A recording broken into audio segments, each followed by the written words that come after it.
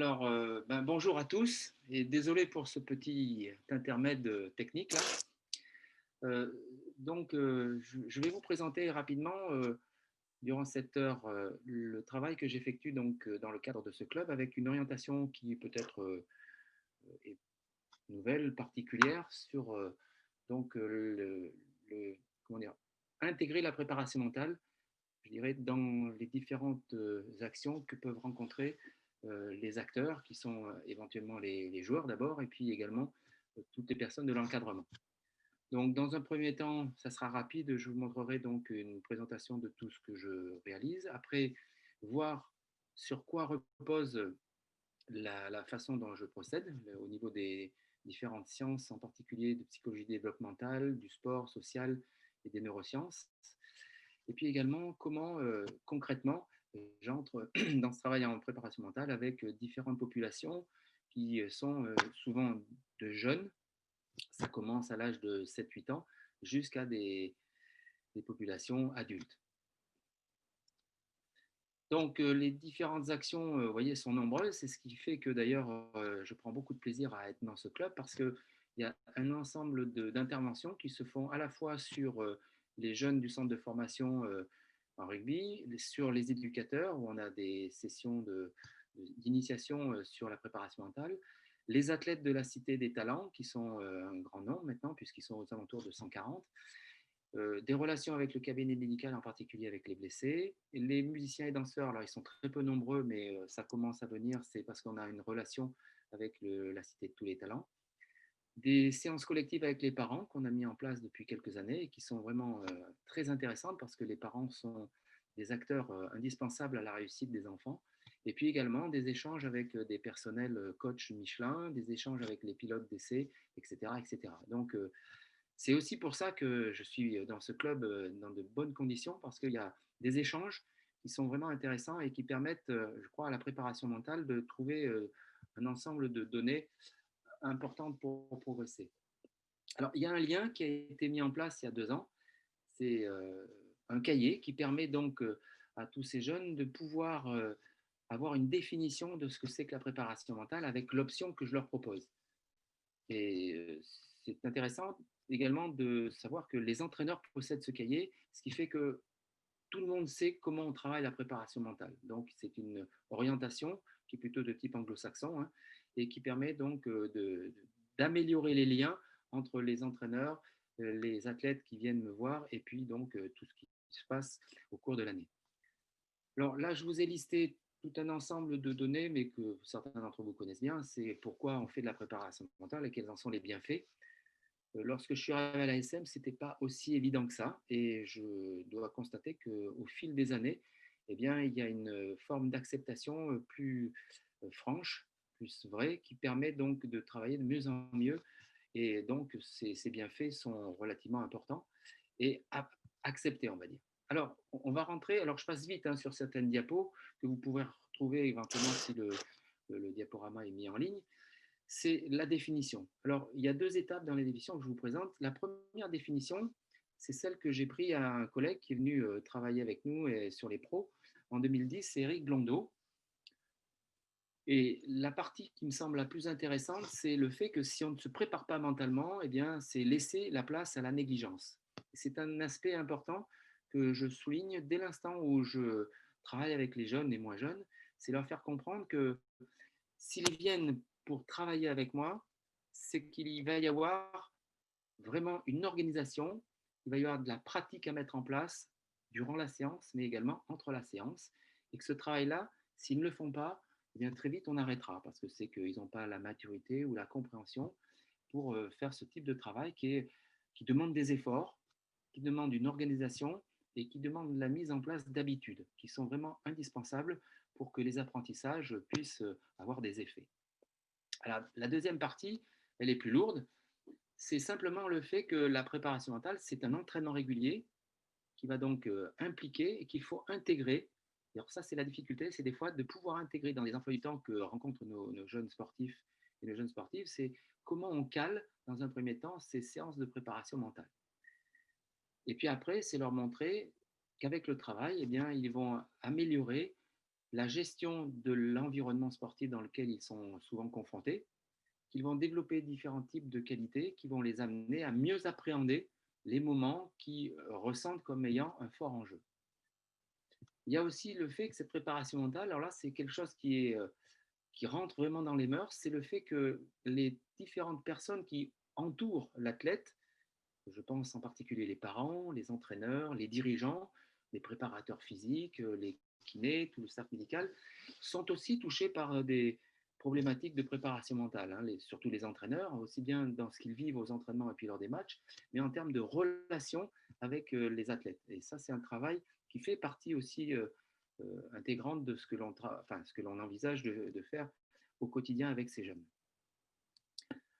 Alors, le cahier, c'est juste un ensemble de présentations d'outils, de techniques, qui sont donc la possibilité de faire comprendre à ces jeunes ce que c'est que la préparation mentale. Parce que souvent, ils arrivent avec une méconnaissance ou des croyances qui sont parfois éloignées de ce que c'est réellement. Donc, c'est juste pour les sensibiliser à ce que c'est que la préparation mentale. Alors, c'est un cahier qui est important. La démarche est qu'il picore dedans, qu'il traverse donc ce cahier. Et puis après, lors des réunions que l'on a une fois par semaine pour l'ensemble euh, des, de la Cité des Talents, c'est de travailler, on revient régulièrement sur ce type d'outils avec des fiches qui vont les aider à mieux comprendre les outils avec des exemples qui sont tirés soit d'articles, soit de commentaires provenant du très haut niveau, montrant que les athlètes de très haut niveau utilisent déjà un ensemble de ces techniques et qu'ils les utilisent à la fois au quotidien en dehors des salles d'entraînement, mais également intégrées dans le cadre de l'entraînement. Alors, ce qui est important aussi de savoir, c'est, enfin, nous, c'est important de le voir. À la Simon Fernandez, on est en train de réfléchir là-dessus, sur des formations. C'est de savoir qu'au fil de sa carrière, le jeune sportif va rencontrer différentes personnes qui, ont, qui vont avoir des influences et qui vont avoir donc des influences sur le mental. D'abord, c'est les parents. Hein. Dès la naissance jusque vers l'âge de 6-7 ans, c'est les parents qui vont être le plus souvent en relation et qui, par l'apprentissage d'habitudes, par tout un tas de relations et de communication, eh bien, la préparation mentale, entre guillemets, va apparaître. Ensuite, au fil du temps, le temps passé avec les enseignants dans le cadre de l'école et du collège ou du lycée fait que c'est des enseignants qui vont être présents plus que les parents. Et si ces enfants pratiquent une discipline sportive de plus en plus importante en termes de volume, c'est l'entraîneur qui va devenir un des éléments phares de la préparation mentale. Donc, au fil du temps, il va y avoir plusieurs personnes qui vont pouvoir influencer cette personne. Alors, c'est important, c'est pour ça que le travail avec les parents me semble important, parce qu'il vaut mieux éviter parfois les écarts entre les conceptions. C'est-à-dire, vous avez des parents qui vont penser blanc, et l'entraîneur qui, dans le cadre de ces entraînements, va penser noir, eh bien, le gamin va être entre deux conceptions et ça va être difficile pour lui de faire la part des choses. Donc, c'est important de travailler également avec les parents pour les sensibiliser à la préparation mentale telle que nous la concevons. Un autre aspect qui est important et qui est vrai dans tous les clubs, c'est les notions de transition. C'est-à-dire que un enfant qui va grandir va connaître différents moments, différentes écoles, différentes classes, différents enseignants, différents entraîneurs. Et en fonction de ses progrès, il va rencontrer des difficultés à gérer les changements face auxquels il ne peut pas faire grand-chose, entre guillemets. Il est obligé d'entrer, de changer de catégorie, d'accéder à certains niveaux. Et là, la préparation mentale va vraiment l'aider à appréhender ces changements qui parfois sont liés à des échecs ou à des abandons. Là, c'est juste une vidéo, enfin une slide, pardon, qui montre le travail fait par nos amis belges, en particulier Paul Willman et son équipe, sur des moments qui sont vraiment très importants à anticiper, parce que c'est ces moments-là qui entraînent souvent des déconvenus et des abandons nombreux dans certaines catégories d'âge. En particulier, vous voyez, entre 15 et 20 ans, vous avez trois types de transitions qui sont à appréhender. Donc là, je reprends. Normalement, enfin pour moi, hein, le premier préparateur mental, c'est d'abord la sportive ou le sportif. C'est lui qui est acteur de sa performance et c'est lui qui doit donc posséder au maximum tout un ensemble d'outils, je dirais, qu'il a testés et dont il connaît les effets qui vont lui permettre de gérer les différentes situations à fort enjeu qu'il va rencontrer. C'est pas l'entraîneur, c'est pas les parents, c'est d'abord le sportif qui est le premier acteur. Donc, c'est d'où l'importance de sa formation et dans le cadre de l'APM. Ensuite, en parallèle, il y a donc l'entraîneur qui, lui, va donc en tant que préparateur mental, à sa façon, va être responsable de tout ce qui est opération stratégique et psychologique, c'est-à-dire la fixation d'objectifs, mais une fixation d'objectifs qui ne va pas être uniquement la connaissance de dates ou de certains types de travail, mais également comment je m'organise au quotidien pour faire en sorte que ce que je fais au quotidien va avoir vraiment un impact sur les objectifs à moyen terme. Par exemple, se donner entre guillemets au maximum à tous les entraînements, ça veut dire s'organiser avant, mentalement, pour être prêt à le faire à tous les entraînements. Parce que si je ne le fais pas, ça va poser un gros souci pour le futur. C'est mettre en mémoire toutes les stratégies que l'on envisage de faire lors des matchs. C'est travailler la perception visuelle sur la lecture du jeu, aussi bien une lecture du jeu proche ou très éloignée. C'est tous les problèmes, phénomènes d'attention et de concentration pour être capable d'être concentré au bon moment et de faire les bonnes actions au bon moment. Ça, c'est tout ce qui est de l'ordre du mental intégré, qui est de la responsabilité de l'entraîneur. Alors bien sûr, des fois, si l'entraîneur n'est pas formé, c'est aussi notre rôle de venir l'aider dans ce cadre-là. Ensuite, le préparateur mental, c'est lui, il va gérer surtout les états mentaux, c'est-à-dire tout ce qui est gestion stress, gestion émotion, la gestion d'une blessure, comment on récupère d'une blessure, etc., la gestion des pensées, en général, qui arrivent après les émotions, etc. Dans le cas où il y a vraiment un gros souci, c'est-à-dire que l'athlète entre dans des comportements déviants ou connaît des mésaventures importantes sur le plan psychologique, là, c'est le psychologue qui va prendre en charge cet athlète, mais en gros, c'est plus mon problème. Entre guillemets, je ne sais pas faire. Mais tout au long de cette carrière, eh bien, selon les périodes, vous avez également d'autres intervenants qui sont les parents, les pères, c'est-à-dire les copines, les copains, et puis les dirigeants, qui eux aussi vont avoir des problématiques mentales à gérer parce que ce n'est pas toujours évident. Je me souviens de la façon dont certains dirigeants parlaient aux jeunes, sans le faire exprès, croyant bien faire et euh, ayant des mots qui pouvaient parfois avoir des effets plutôt négatifs sur ce qu'ils disaient, en particulier sur certaines euh, catégories féminines jeunes.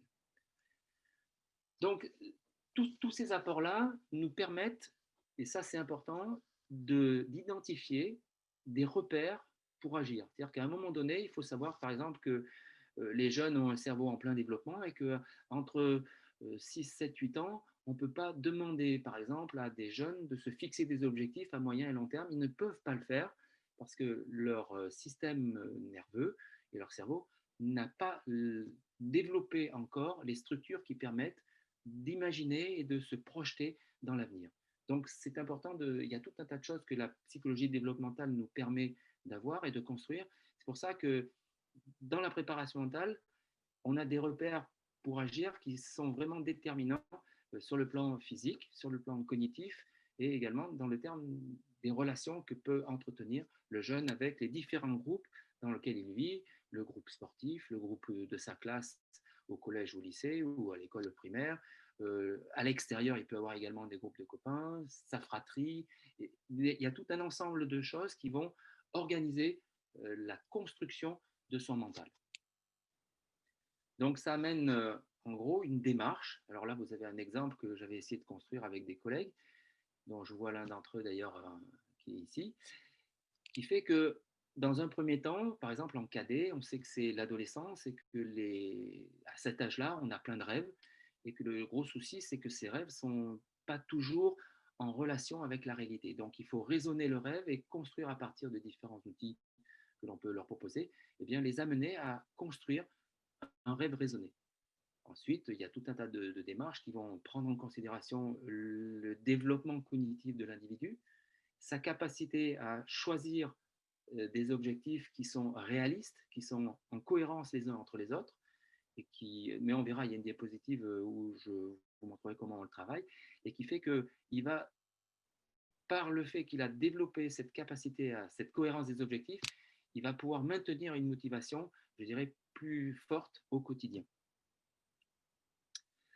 Alors, il y a une chose qui est importante à faire comprendre à beaucoup de gens dans le monde du sport, mais pas que, hein, c'est qu'on a toujours des objectifs qui sont, alors tout à l'heure je parlais de rêve raisonné, on a toujours des objectifs qui ressemblent un petit peu au dessin du haut à gauche, c'est-à-dire on croit souvent que la progression est régulière. Alors ce qui est d'ailleurs enfin, ce qui nous permet de comprendre ça, c'est que parfois, c'est vrai qu'à certaines périodes de l'âge, en particulier l'adolescence, vous avez des gens qui grandissent et qui progressent pratiquement des fois sans s'entraîner, ils progressaient quand même.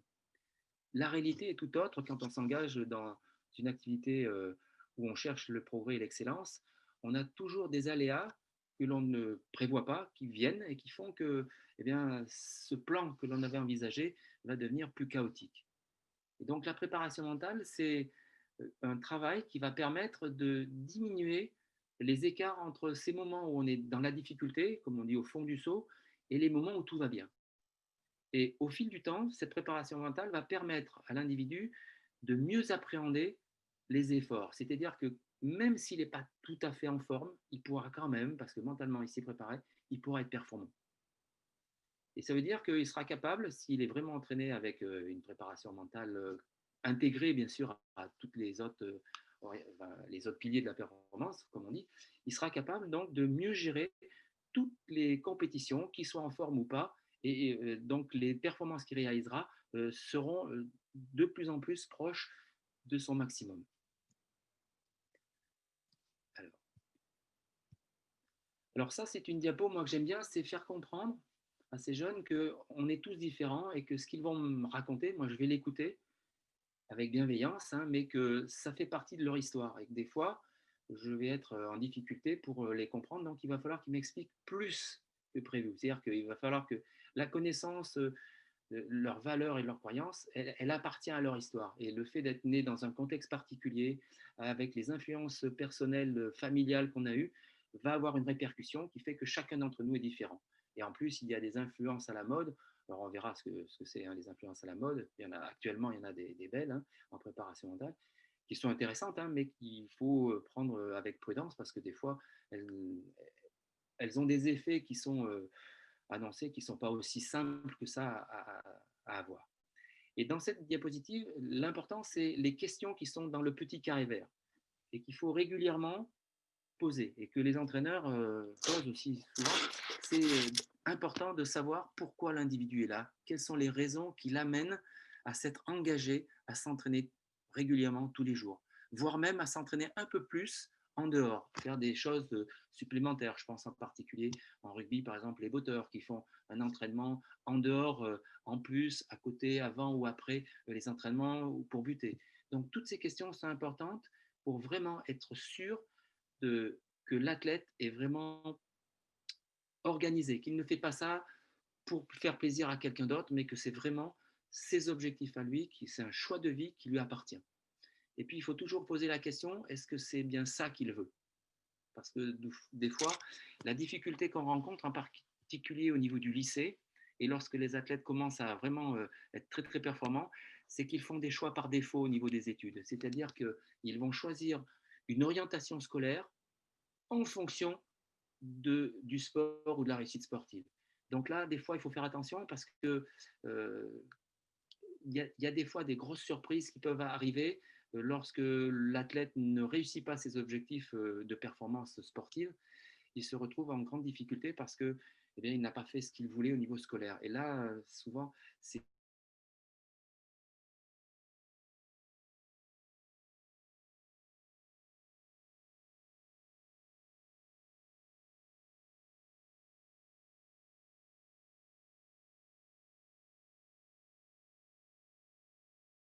travail qui a un gros, comme une UFR, l'équivalent d'un UFR STAPS, mais qui travaille que sur le rugby et dans lequel ils ont développé un modèle qui est intéressant parce qu'il permet, si on travaille sur ce modèle, il permet à bien comprendre ce que c'est que le mental. Là, vous avez un exemple que j'ai travaillé avec des nageuses et des nageurs où on voit que le mental, c'est le carré bleu. Pour réussir en natation, vous pouvez réussir avec les trois carrés rouge, rose et jaune, mais à un moment donné, à très haut niveau, si vous n'avez pas travaillé le carré bleu, vous allez vous mettre en difficulté. Et le carré bleu, c'est particulier, c'est les virages et les départs avec les coulées. En natation, c'est particulier. Si vous avez une réglementation qui vous ordonne, enfin qui vous permet de faire 15 mètres sous l'eau. Et on sait que nager sous l'eau à une distance supérieure de 50 cm au-dessous du niveau de l'eau, ça va plus vite.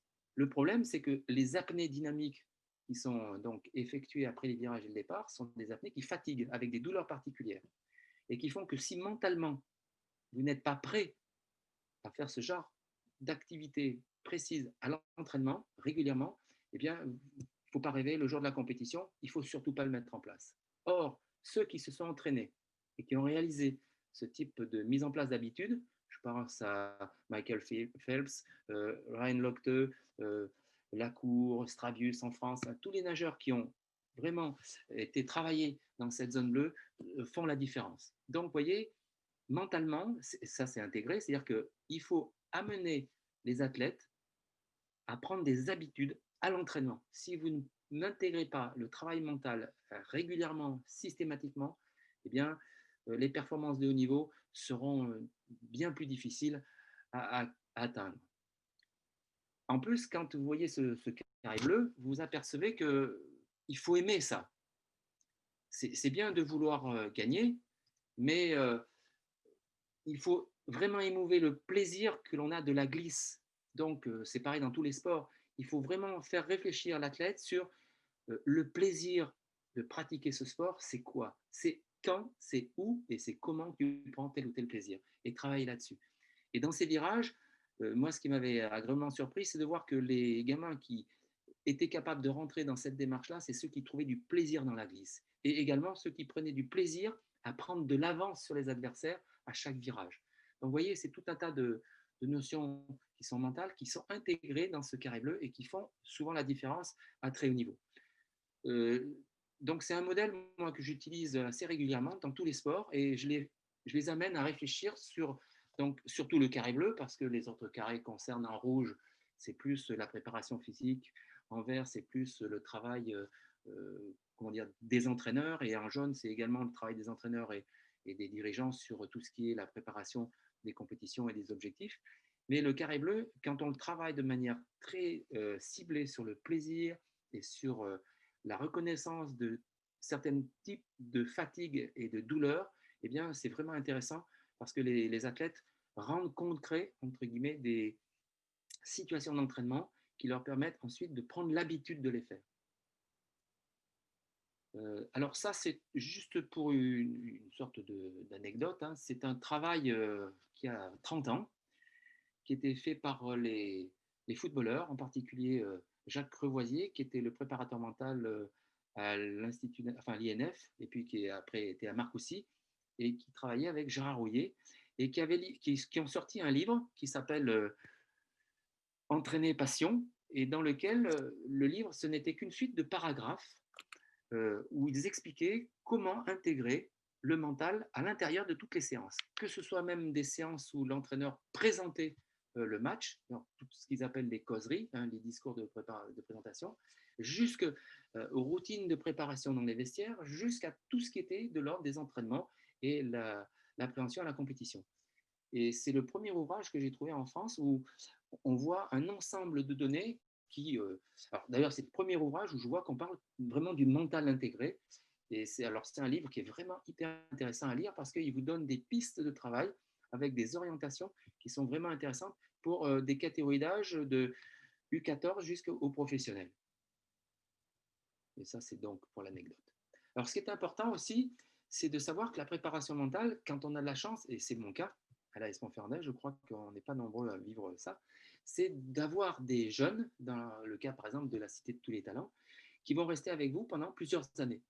Donc, on peut mettre en place différentes périodes où il y a une phase éducative, on va les sensibiliser à ce que c'est que le mental, que la préparation mentale. Alors là, c'est pas très dur parce que souvent, ils ont une expérience, ils arrivent à voir où on peut aller. Donc, il y a tout un ensemble de situations qu'on leur fait vivre.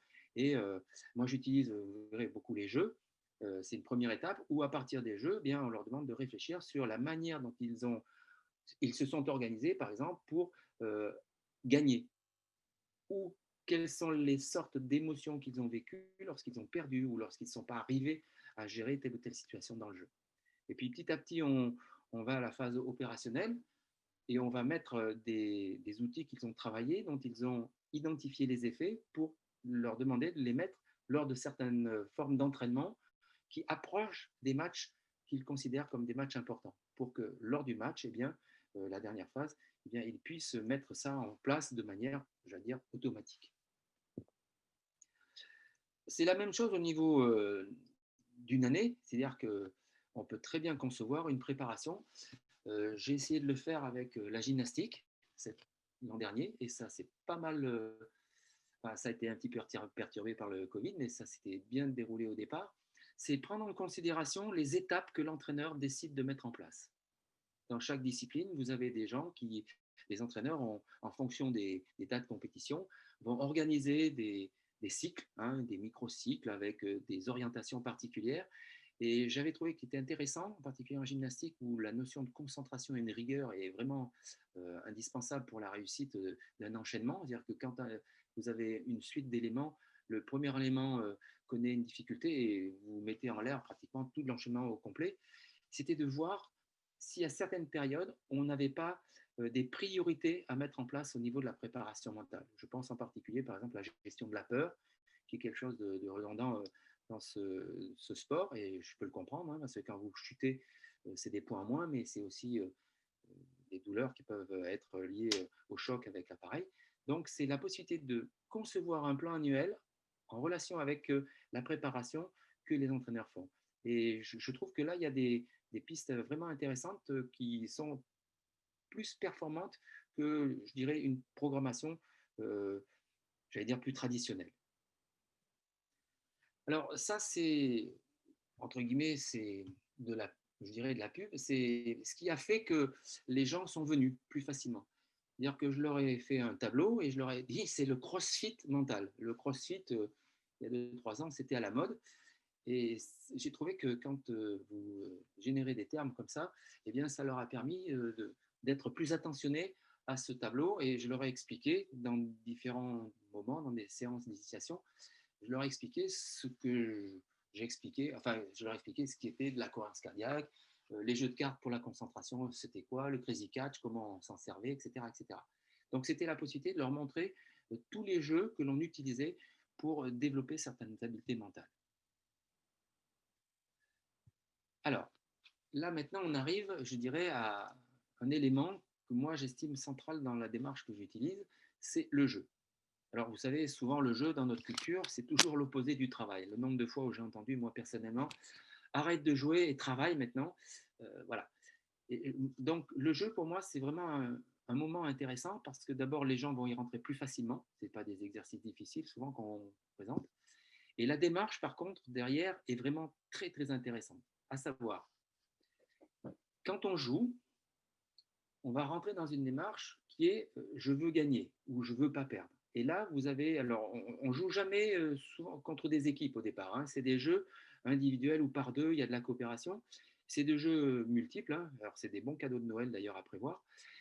Donc on joue, et une fois qu'on a joué, on pose tout et on essaie de réfléchir sur les stratégies qui ont été mises en place pour réussir. Alors, ce n'est pas toujours évident, hein, c'est souvent, on manque de mots, mais on essaie d'échanger dans la manière de procéder, qui était, on a procédé de telle façon, etc., etc., pour arriver à progresser ou à gagner. En même temps, je dirais juste, on essaie d'identifier les émotions ou l'émotion qui était en nous. C'est-à-dire, à un moment donné, on était en difficulté, qu'est-ce qui s'est passé en moi? Quels étaient les ressentis, les sensations corporelles qui m'ont envahi? Ça peut être de la colère, ça peut être de la peur de perdre, enfin bref. Et là, on essaie de réfléchir là-dessus pour identifier donc l'émotion qui envahit. On utilise ensuite cet outil, qui est un outil que certains d'entre vous peut-être connaissent, c'est ce que nos amis belges ont conçu, c'est la roue des émotions. Vous avez 3 roues indépendantes. La première, c'est tous les ressentis corporels qui sont présents, qui vont émerger, qui vont arriver d'un coup. Hein, si c'est une émotion, ça arrive d'un coup, ça ne vous demande pas votre avis, c'est d'un coup que ça va arriver. Et donc, vous allez choisir parmi toutes celles présentes ici, et si elles n'y sont pas, eh bien, vous avez la possibilité d'en rajouter. Vous allez choisir donc le ressenti qui vous envahit à tel moment. Quand vous jouiez, quand vous avez fini, vous avez perdu, eh bien, qu'est-ce qui s'est passé en vous? Ensuite, vous avez une deuxième roue qui vous permet donc d'identifier l'émotion et de la caractériser. Et la troisième roue qui est ici, c'est toutes les possibilités de travailler sur la gestion de cette émotion et de ce qu'elle a amené comme pensée, comme sentiment. Donc, le jeu, si vous voulez, c'est le support qui permet de démarrer et de déclencher ces émotions pour ensuite les travailler.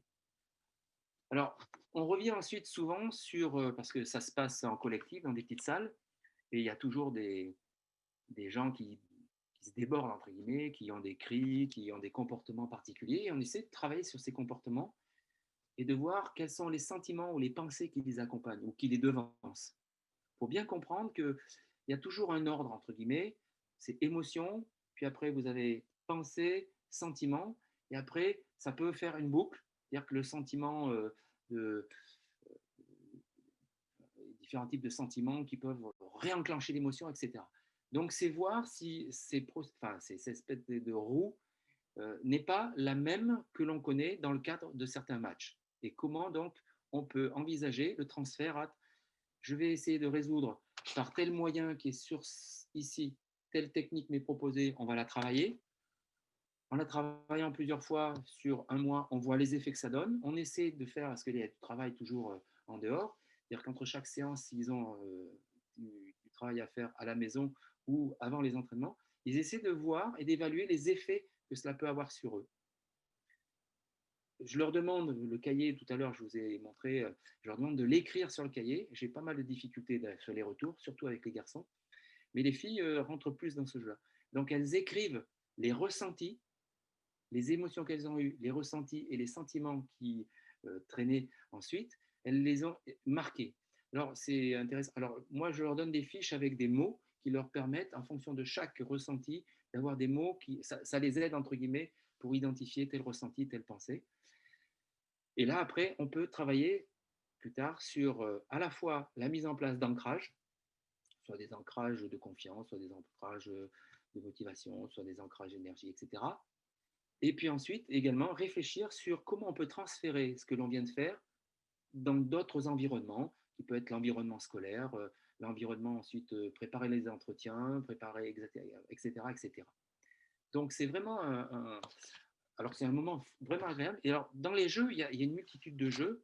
Par exemple, vous avez, quand on travaille l'imagerie mentale et la rotation mentale, on utilise un jeu qui s'appelle Code couleur. Par exemple, vous avez un petit carnet qui part de situations, d'images, vous voyez, qui sont des plus simples jusqu'aux plus compliquées.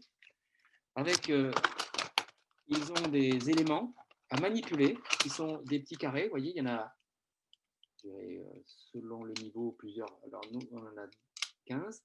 Ils ont des éléments et en faisant, en manipulant ces éléments, donc ils travaillent la rotation mentale, ils s'imaginent donc la démarche, ils visualisent ce qu'il faut faire et ils essaient de travailler avec ces outils pour retrouver cette image. On travaille vraiment la rotation mentale, l'imagerie mentale. Ça, c'est la première étape.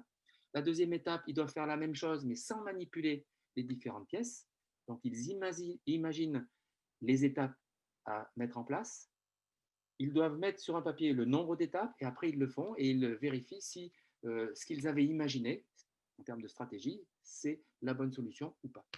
Donc ça, c'est un jeu. Alors il y a plusieurs jeux comme ça qui sont vraiment très très intéressants, qui ne coûtent pas cher en magasin d'ailleurs et qu'on utilise vraiment régulièrement. Il y a 10 blocs aussi, qui est un jeu où vous devez manipuler des cubes avec sur différentes phases, vous avez des dessins et l'ensemble de ces cubes avec ces dessins, vous devez reproduire des images également avec une progression dans la difficulté.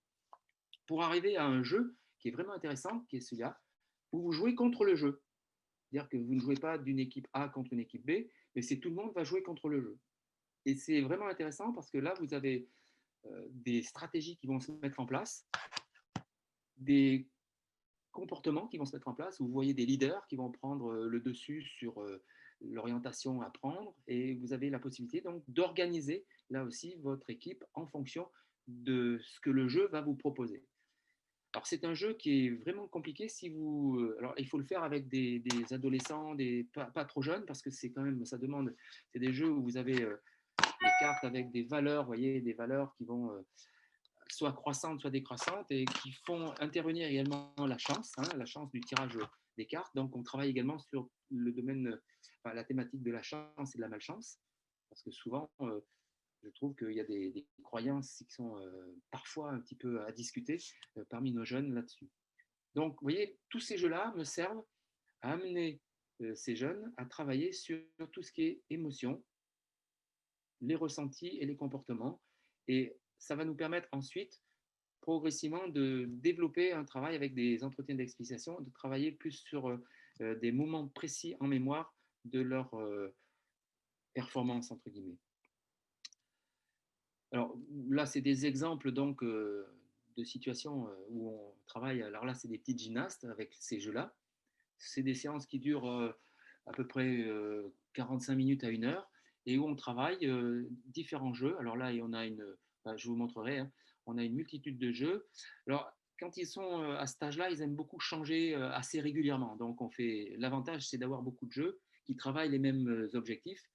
Et donc, on travaille régulièrement ces choses-là. Et surtout, alors, dès cet âge-là, on apprend à se connaître. C'est-à-dire qu'on apprend les comportements qu'on est en train de mettre en place quand on perd, quand on gagne, quand on est en difficulté. Et on essaie de comprendre est-ce que ces comportements sont intéressants ou pas pour la réussite ou pour s'améliorer. Donc ça, c'est vraiment, et c'est assez surprenant de voir que à cet âge-là, déjà, on a des comportements qui évoluent assez rapidement. Il suffit d'une dizaine de séances pour voir des gens vraiment se transformer. Par contre, ça ne veut pas dire que l'effet est immédiat sur le plan du terrain, hein, en compétition. Mais c'est des choses vraiment intéressantes à travailler. Là, vous avez un autre type de jeu. Moi, j'aime beaucoup les baguettes, hein. C'est des jeux qui amènent à se concentrer sur soi et à prendre en considération ce que l'autre fait, sinon la baguette tombe. Donc, vous avez différentes organisations qui amènent donc les gens à se concentrer. Alors, il y a des parcours avec des obstacles, alors des parcours qui sont progressifs en difficulté et qui donc mentalement amènent à se concentrer sur soi, mais vraiment de manière très très précise et à se concentrer également sur ce que l'autre fait. Alors là aussi, comment on fait ça avec des équipes? Alors il ne s'agit pas de gagner ou de perdre, mais il s'agit de faire le parcours, peu importe la durée, la performance temporelle qu'on met en place. L'important, c'est d'y arriver. Et donc, on voit aussi comment s'organisent les groupes, ce qui fait que souvent, on fait changer les groupes pour faire en sorte que des gens qui soient leaders puissent aller se confronter à d'autres leaders, ou enfin, il y a plein de schémas possibles qui sont vraiment intéressants à travailler. Alors ça, c'est tous les jeux qu'on avait, là j'ai pas les nouveaux jeux, mais tous les jeux qu'on avait jusqu'à l'année dernière, j'en ai de nouveaux là qu'on n'a pas mis en place suffisamment à cause de la pandémie qui nous a un petit peu perturbés. Mais tous ces jeux-là donc travaillent, comme vous pouvez le voir, un ensemble d'habiletés mentales qui sont à nos yeux vraiment importantes, hein, à savoir, vous avez les stratégies, hein, à mettre en place des stratégies, c'est quelque chose de très très important. Encore faut-il savoir, nous on travaille les effets de surprise, c'est-à-dire que quand on a une stratégie particulière, déjà il faut la connaître. Donc on travaille mentalement, on apprend à, en basket, c'est les systèmes, c'est des lancements en rugby. Enfin, chaque sport a des noms particuliers, mais il n'empêche que il faut apprendre par cœur ces stratégies. Donc, des fois, je leur fais réciter, en gymnastique, je leur fais réciter tous les éléments de l'enchaînement de chaque appareil. Et elles doivent le faire le plus rapidement possible. Et puis après, on fait un travail d'imagerie où elles doivent faire de la chronométrie mentale pour arriver à des temporalités pratiquement identiques à ce qu'elles font sur le terrain, dans le gymnase, en compétition ou à l'entraînement. Pareil pour les autres disciplines. Vous avez énormément de jeux qui sont sur la concentration, parce que c'est un élément qui me semble essentiel dans la réussite, quelle qu'elle soit d'ailleurs. Ensuite, vous avez un grand nombre de jeux sur l'imagerie mentale, parce que c'est très curieux d'ailleurs.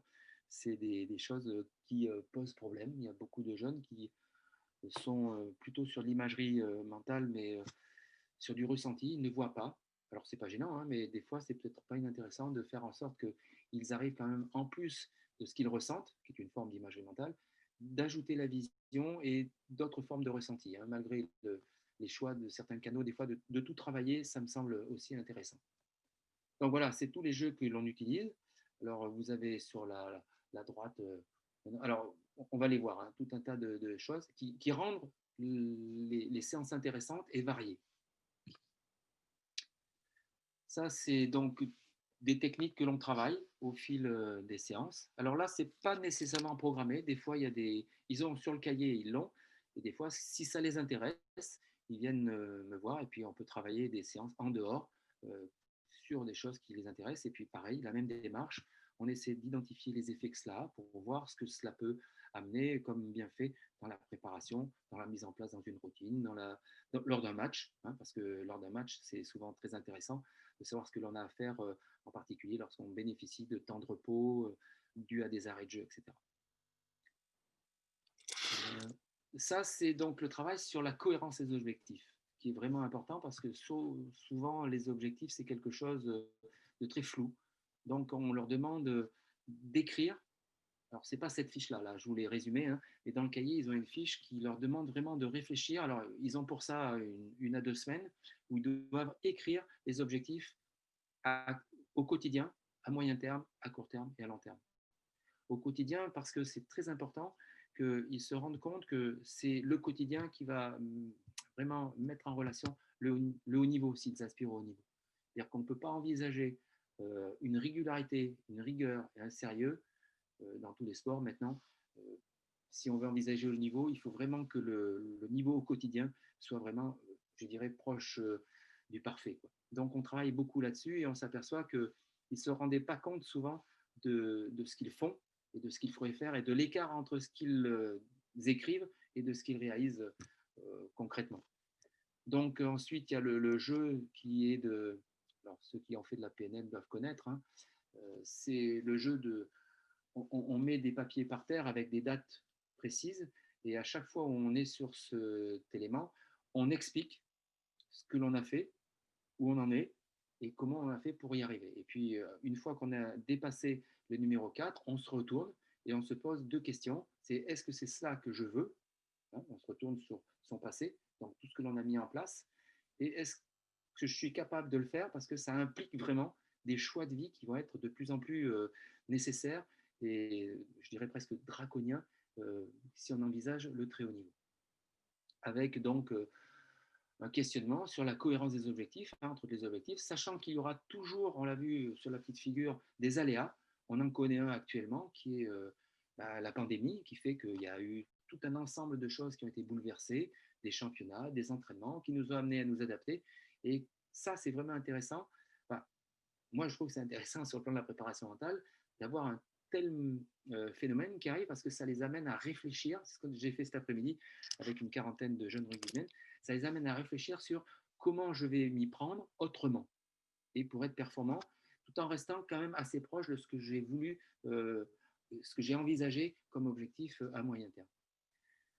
Lister les soutiens, ça veut dire que quand je suis dans la difficulté, c'est ne pas être timide, c'est aller voir l'entraîneur, oser lui parler, c'est aller voir les copains, échanger, c'est aller voir toutes les personnes qui vont pouvoir me soutenir, mes parents, euh, des membres du staff, etc. Parce que souvent, c'est un problème que je trouve très très souvent, c'est qu'ils n'osent pas. Donc les jeunes n'osent pas aller voir telle ou telle personne parce qu'ils rencontrent telle ou telle difficulté et ils ont comme l'impression qu'ils vont montrer un état de faiblesse s'ils le font. Donc, et puis le dernier thème, c'est bon, comment s'organiser pour rebondir. Alors ça, bon, ça va être le cas pour le Covid, ça va être le cas pour s'il y a des grippes, ça va être le cas pour des blessures, ça va être le cas pour des problématiques liées à d'autres objectifs liés à d'autres, par exemple le système scolaire, etc. Donc c'est comment je m'organise pour rebondir à toutes les difficultés que je vais rencontrer. Elles vont arriver, c'est sûr, donc il faut que j'anticipe. Alors pour ça, on travaille dans le cahier sur des exercices. Celui-là, c'est un exercice que moi j'aime bien. C'est comment rendre automatique une organisation, c'est-à-dire ils ont un emploi du temps dans lequel il y a des horaires scolaires et des horaires d'entraînement et peut-être d'autres horaires. Et le jeu, c'est en général entre la fin du mois de septembre et le mois d'octobre où ils ont les emplois du temps. Et le jeu, c'est à une question qui est par exemple le mardi de 10 à 12. Instantanément, ils doivent donner la matière, le nom de l'enseignant et la salle, le numéro de la salle où se trouve donc cet enseignement. Et s'ils n'ont pas ça, ils ont un gage. Alors le gage, c'est un gage typiquement mental. C'est par exemple compter de 30 à 20 en enlevant à chaque fois 1,33. Là, vous êtes sûr d'une chose avec ce gage, c'est que le mental va être au maximum. Enfin, je ne sais pas si on prenait un scanner du cerveau, le cerveau serait tout rouge, entre guillemets, quoi. Donc, alors, l'avantage de cette technique, de connaître parfaitement son emploi du temps, c'est que ça va les aider à anticiper. C'est-à-dire que quand ils vont apprendre que dans 3 jours, il y a un DS, eh bien, ça va les aider dans l'organisation à mettre en place pour préparer ce DS, compte tenu qu'il peut y avoir des entraînements, que ça peut être un lundi et que le week-end, il y a un match. Donc, ça va les aider dans l'organisation. Et c'est donc, alors, ce travail, on le fait durant ce mi-septembre, fin septembre, au moment où ils ont vraiment les emplois du temps, qui sont d'ailleurs parfois très compliqués parce qu'il y a des semaines A et des semaines B, et c'est relativement intéressant. Et donc, c'est ensuite travailler sur les choix. Il y a des choses qui sont incontournables, il y a des choses qui sont importantes, mais qu'on peut repousser, et puis il y a des choses qui sont possibles qu'on peut repousser à la fois dernière. C'est pour comprendre comment on va s'organiser dans cet emploi du temps qui est relativement lourd dans ces catégories d'âge, en particulier au lycée, où même si on a de la chance, nous, dans le club, on a un organisme qui s'appelle la Cité de tous les talents, où ils ont des emplois du temps aménagés, ce qui leur permet d'être libres tous les après-midi, d'avoir des cours en soutien. Ils viennent en préparation mentale pour certains, d'autres. Enfin bref, c'est vraiment des possibilités, des aides vraiment intéressantes pour leur réussite. Là, maintenant, on va passer à d'autres deux outils d'organisation. Ça, c'est un travail qui avait été fait par un collègue, Dominique Bonnet, avec Fred Siro et les Crabos de l'époque, qui avait gagné le titre d'ailleurs. C'était comment on met en place un travail collectif avec ces jeunes, en leur faisant confiance, c'est-à-dire en les amenant à une certaine forme d'autonomie et à comprendre, voilà, c'est l'exemple de l'organisation de la touche, donc à évaluer ce que l'on envisage, c'est-à-dire ce que l'on se fixe comme objectif, à voir les écarts qui existent entre la réalité du terrain, c'est-à-dire à tel match on a fait tel pourcentage, et voir comment on peut mettre en place des séances avec des entraîneurs, comment on peut mettre en place des séances qui vont permettre le progrès. Et individuellement, voir les différents joueurs qui sont responsables, soit du lancer, soit de l'organisation d'un lancer au niveau de la touche, et voir avec eux comment ils peuvent mémoriser ça. C'est-à-dire mémoriser quand il y a une annonce qui est faite, eh bien le joueur, comme les emplois du temps tout à l'heure, le joueur sait exactement ce qu'il doit faire, comment il doit le faire, avec qui, dans l'enchaînement. Donc là, on peut, et c'est ce qui avait été fait, on peut faire des simulations, c'est-à-dire que sans ballon, c'est-à-dire vous pouvez faire sans ballon ces simulations, puis après avec ballon, puis répéter, puis faire de la variabilité entre les lancements, etc. Et ça avait donné des choses vraiment intéressantes. Euh, alors, je ne sais pas comment ils font chez les pros, hein, mais je pense que ça, cette méthode avait vraiment donné des résultats hyper intéressants, surtout parce que les jeunes avaient pris en charge cet outil d'évaluer donc régulièrement les objectifs fixés en rapport avec ce qui était réalisé. Ça, c'est une autre démarche. C'est des fois les gens passent des questionnaires. Moi, j'aime bien les questionnaires parce qu'ils me permettent d'avoir des éléments de réponse rapidement. Ça, c'est le premier point. Deuxièmement, c'est que ça me permet de leur expliquer comment le questionnaire a été constitué. Par exemple, là, vous avez un questionnaire qui est un EMS de l'Université de Montréal, de l'équipe de Valeran, qui me permet de leur expliquer en gros sur quoi repose une motivation intrinsèque, c'est-à-dire pourquoi je joue au rugby, pourquoi je vais courir tous les jours au stade d'athlétisme. Et puis il y a des données externes qui sont j'y vais pour courir, pour gagner, pour battre l'autre, etc. Donc c'est leur montrer que une motivation, c'est une structure particulière, complexe, et dans lequel les éléments vont bouger constamment. C'est-à-dire que quand un jour ils vont gagner de l'argent, eh bien c'est la motivation extrinsèque qui va être entre guillemets la plus touchée, et qu'il va y avoir des possibilités d'amotivation ou de baisse de motivation en fonction de cela. Donc l'outil, le questionnaire, pour moi, c'est simplement d'avoir un profil que l'athlète va voir et avec lequel on va échanger. Donc l'outil, il n'est pas là pour sélectionner, il est uniquement c'est une aide pour moi pour leur faire comprendre, avec cet outil-là en particulier, ce que c'est que la motivation et pourquoi, à des moments particuliers, ils ont une baisse de motivation ou ça monte, etc.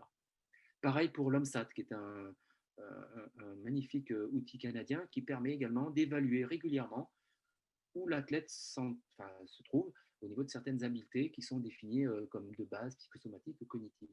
Vous avez également un autre outil, moi que j'utilise régulièrement, c'est uniquement voir l'écart qui existe entre les stratégies utilisées à l'entraînement et en compétition. Et si les écarts sont importants, on essaie d'échanger et de voir à quoi c'est dû. Qu'est-ce qui fait qu'à l'entraînement, je m'engage moins en compétition et qu'est-ce que je pourrais mettre en place pour m'engager plus que ce que je fais habituellement. Ça, c'est un autre outil, c'est la confiance. Vous savez que la confiance, c'est quelque chose dont on entend d'ailleurs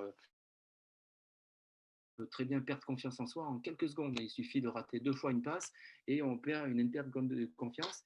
Et si cette perte de confiance entraîne des pensées négatives ou des espèces de rumination, je vais dire, hein, légère, eh bien, ça va vous perturber parce que vous ne serez plus dans l'action, vous ne serez plus dans l'instant présent pour être performant.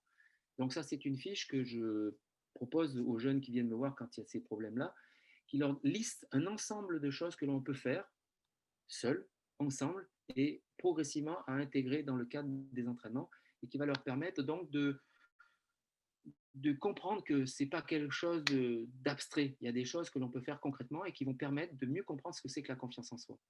Pareil ici, c'est des fiches que je donne. Cette année, l'an dernier, je l'ai travaillé avec le Team Gym. C'est leur faire comprendre que les questionnaires, c'est des photos prises à un moment donné qui donnent des informations. Et après, une fois qu'on a ces profils, eh bien, on a des orientations de travail qui vont être intéressantes à travailler, à envisager. Voilà. Ça, c'est une technique, moi, que je trouve assez géniale. C'est une forme d'entretien qu'on appelle l'entretien d'explicitation et qui permet d'aller dans la mémoire de l'individu, enfin, c'est lui qui va, hein, on l'aide à y aller, et de retrouver des instants particuliers où il a réussi. Et souvent, euh, ces gens-là oublient qu'ils ont réussi. Donc, c'est bien de retourner et de leur faire émerger ces stratégies qu'ils ont mis en place et qu'ils ont oubliées. C'est pour ça que je vous mets celui qui ne sait pas qu'il sait, éveille-le, c'est faire ressortir ça. Et après, une fois qu'on l'a fait ressortir, on essaie de voir comment on pourrait, entre guillemets, les remettre en place, les affûter.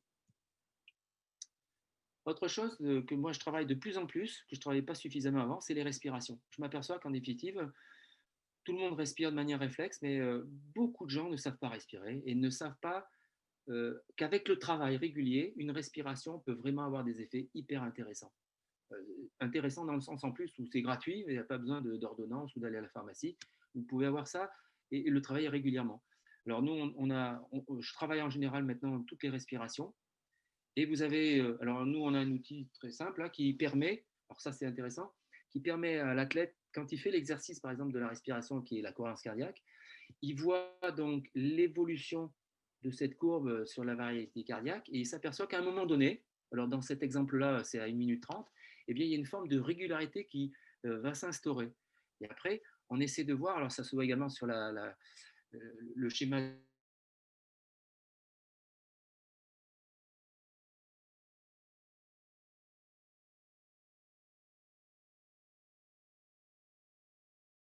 d'échange là-dessus, et on essaie de retrouver la manière dont il y est arrivé, pour que cette manière-là soit mémorisée, parce que c'est vraiment quelque chose d'important et d'intéressant à remettre en place.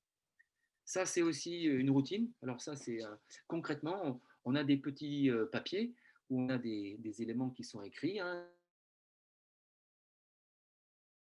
respiration, qui sont l'imagerie mentale qu'on peut mettre en place, et on essaie de construire à partir d'une compétition vécue, de voir comment on aurait pu faire parce qu'on a vécu telle ou telle chose à tel moment, qu'on a entendu à un moment donné le micro qui annonçait un résultat, que ça nous a un petit peu perturbé. Il y a tout un tas d'éléments donc qu'on va lister et après on va essayer d'imaginer une routine dans laquelle on va mettre des petits papiers et voir comment cette routine pourrait être envisagée. Donc ça, après, on le travaille à l'entraînement pour qu'en compétition, cette routine, qui n'est pas nécessairement figée, hein, c'est juste, on essaie de voir comment ça peut s'élaborer. C'est surtout pour les sports individuels, hein, celle que je vous montre là. Comment donc on peut construire une routine avec différents éléments qu'on a appris précédemment pour être le plus performant possible. Alors ça, c'est un travail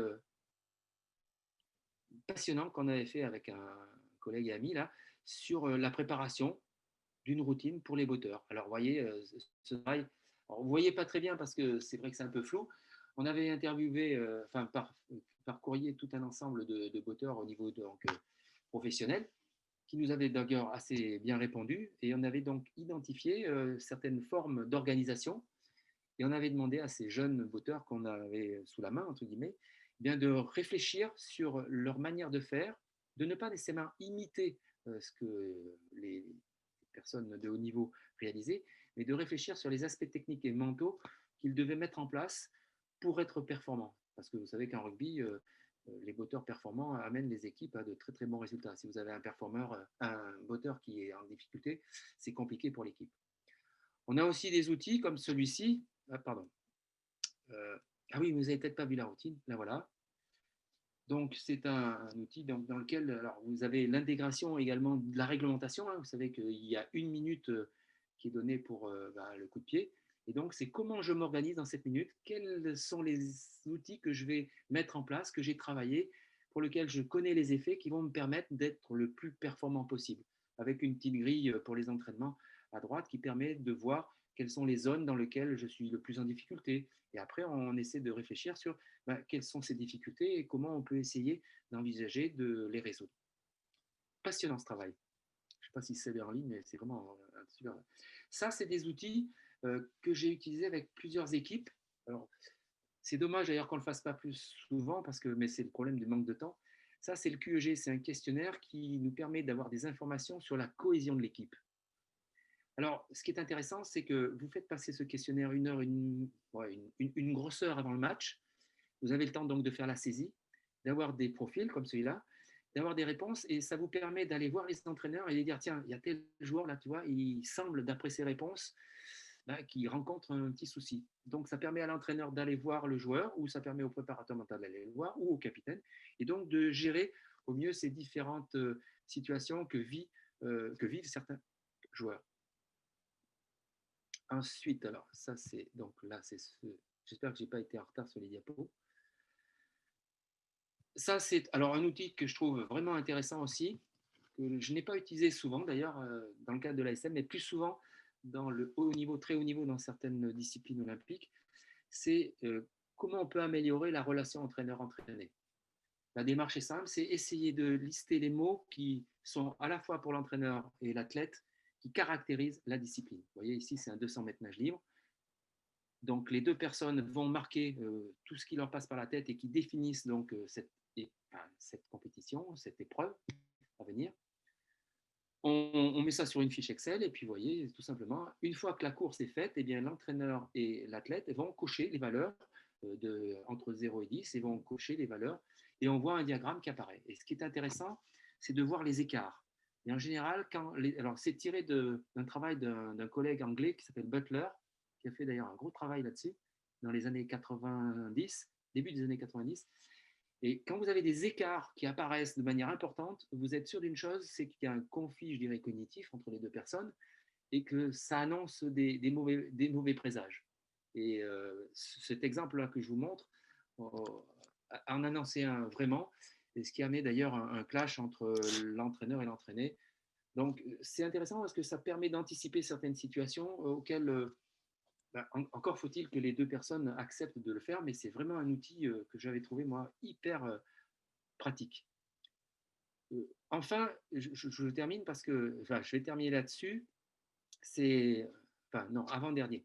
Je suis un petit peu en retard, mais c'est rendre concret la douleur. C'est une notion qui apparaît dans toutes les disciplines où vous visez l'excellence, hein, quelle que soit sportive ou intellectuelle, c'est la douleur.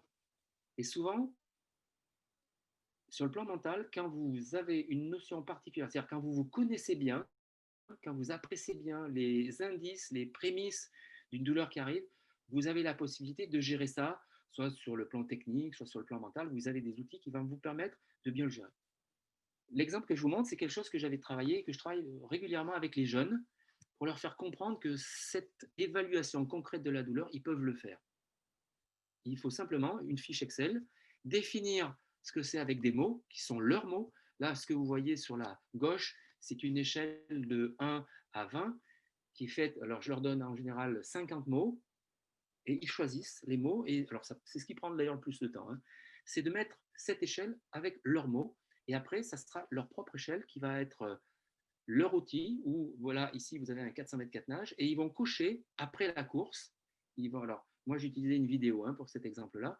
S'ils ont des difficultés à se remémorer la course, il faut le faire assez vite, mais pas trop immédiatement, mais 20 minutes, 30 minutes après. Ils peuvent voir la vidéo qui va les aider, c'est une forme d'auto-confrontation, hein. Ça va les aider à entourer au bon moment, donc cocher les valeurs qu'ils ont ressenties à tel ou tel moment de la course. Et l'avantage, c'est ça, c'est que si vous avez une fiche Excel, ben, ça va vous montrer une forme de dynamique de la douleur qui montre qu'à des moments, eh bien, ça va être une douleur élevée et qu'on ne sait pas pourquoi, elle va baisser et ça va se caractériser plusieurs fois. Et à partir de là, vous pouvez donc avoir un entretien et réfléchir sur les moments où cette douleur a disparu, où elle a diminué, où elle s'est atténuée, et pour voir ce qu'il s'est passé exactement. Et avec l'outil dont je vous parlais tout à l'heure, l'entretien d'explicitation, on arrive vraiment à faire émerger les différentes stratégies que souvent l'athlète a oubliées, mais qui remémore avec la mémoire, qui va remémorer. Et après, il faut le noter. Vous avez en bas donc tout un ensemble de questions qui vont nous permettre de construire donc la douleur de manière concrète et d'arriver à des techniques qu'il va pouvoir mettre en place lors des entraînements. Parce que lors d'un entraînement, la douleur est aussi présente, hein, parfois même plus présente qu'en compétition. Donc, c'est identifier dans un premier temps le fait que la douleur de l'effort n'est pas la même que la douleur qu'on peut euh, avoir après des blessures. Hein. Donc, ça, c'est important parce que quand vous avez eu une blessure et que vous avez mal au même endroit, des fois, il faut mettre un petit peu un bémol et diminuer l'intensité. Mais une fois que vous êtes sûr que c'est une douleur liée à l'effort, euh, là, vous avez tout un ensemble d'outils à travailler qui vont vous aider à gérer cette douleur. Et alors, c'est assez étonnant parce que il y a des techniques de dissociation qui permettent des fois, parfois d'ailleurs, de faire en sorte que la perception de la douleur est vraiment étonnante. C'est-à-dire qu'on a l'impression que la douleur disparaît. Alors, en particulier, je me souviens d'une athlète qui finissait un 1500 mètres et qui était donc au taquet avec deux autres athlètes et qui avait sur le diagramme avait une baisse de la douleur qui arrivait à 12, 10, 8 et pourtant elle était entre guillemets, comme ils disent en jargon, cramée. Un autre outil qui est vraiment hyper intéressant, c'est celui que j'ai pris à Christian Target, c'est les attentes mutuelles partagées. Alors nous, on l'a un petit peu rendu différent parce qu'on travaille sur des populations un peu plus jeunes. Et c'est tout un ensemble de questions où on demande à l'athlète de répondre. Vous voyez, ce que je vais faire pour l'équipe, ce que j'attends d'un tel pour l'équipe, ce que je pense qu'un tel pense de moi, etc. Et on leur demande de remplir ces fiches. Alors, ce n'est pas toujours facile parce qu'on a des populations très comment dire, homogènes. Hein. On a des étrangers aussi, on a des gens qui sont au niveau scolaire dans des niveaux différents. Donc là, on les aide à trouver donc les mots et on a ensuite la possibilité de croiser. Donc, ils vont se croiser avec des partenaires et c'est vraiment intéressant parce que ça leur apprend à mieux se connaître. Et souvent, les entraîneurs prennent les fiches après et sont surpris de certaines réponses, de certaines attentes, de certains niveaux motivationnels de leurs joueurs. C'est vraiment un outil intéressant. Ce qui est dommage, c'est qu'on ne le fait peut-être pas suffisamment parce qu'on manque souvent de temps. Mais autrement, c'est vraiment un outil hyper riche, hyper intéressant.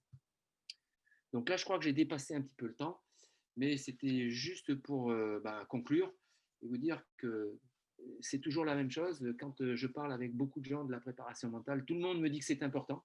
Il y en a même qui me parlent de 90% de la performance. Ce que je constate, c'est la difficulté de rendre habituels les entraînements au quotidien, très difficile, et que le plus dur, c'est pas tellement la technique à travailler, mais c'est de trouver le moment pour la travailler. Donc, c'est la grande difficulté que j'ai avec beaucoup, c'est ça, c'est de comprendre qu'il n'y a rien de magique, que les propositions qu'ils ont pour travailler, ça ne peut marcher que s'il y a répétition, intensité dans la répétition et répétition dans la durée. Et travail réflexif sur les effets que l'on ressent sur telle ou telle technique, sur tel ou tel travail. Parce que quelque chose qui marche bien pour vous va peut-être moins bien marcher pour moi, etc. On est tous différents. Et là, donc, j'insiste là-dessus.